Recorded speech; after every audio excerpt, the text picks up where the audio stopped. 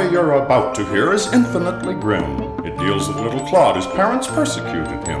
Their treatment of the boy was such the neighbors thought him odd. He never spoke a wordlet, shed a tear for little Claude. His parents spanked him every day for no special reason. They made him sleep outdoors, yes, even in the rainy season. They never let him watch TV. They never bought him clothes. He knew no games, he had no They toys. disapproved of those. An inauspicious sight was he in shorts and raveled sweater. They gave him only scraps to eat. The family dog ate better. They never let him even go outside to play. The fact is, 8 hours every day the violin he had to practice. I cannot envy little Claude, he never had a chance. To think that they could be so cruel. Now everybody dance.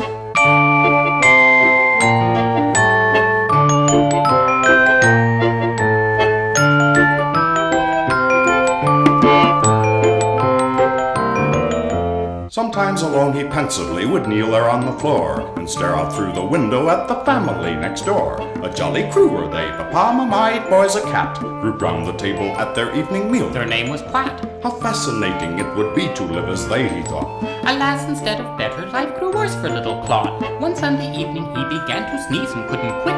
His parents locked him in the attic, as they often did. On Monday, in a festive mood, they rose and packed their grip, put out the mouse and locked the house and started on a trip. A Caribbean cruise, no less, and both were so ecstatic that neither one recalled their son was locked within the attic.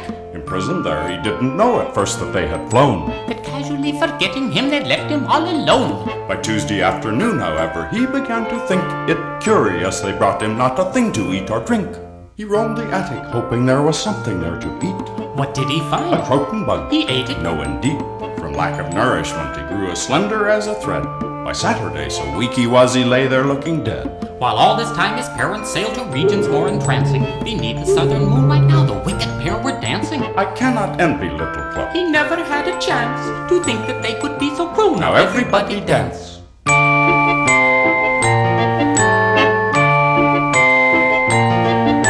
How long he lay delirious, I cannot say. One noon, the Pratts were eating luncheon. Mr. Pratt put down his spoon. Did you hear that? He said. What do our neighbors run, a zoo? I heard a scream come from their house. Said Dickie Pratt, me too. Said Mrs. Pratt, that's strange, I heard it too. And so dramatic, it sounded like an otter. It was coming from the attic. Said Mr. Pratt, it must have been the plumbing or the furnace. In any case, we'll drop the matter. It does not concern us. Said Harold Pratt, it would appear to me without a doubt.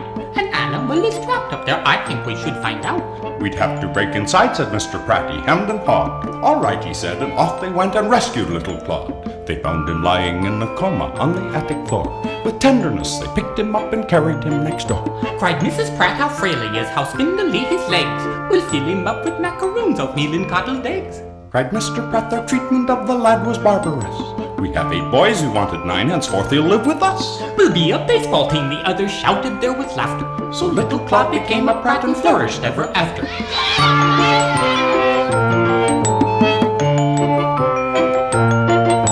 As for his parents, near San Juan their steamer went aground. The press reported it. They both fell overboard and drowned.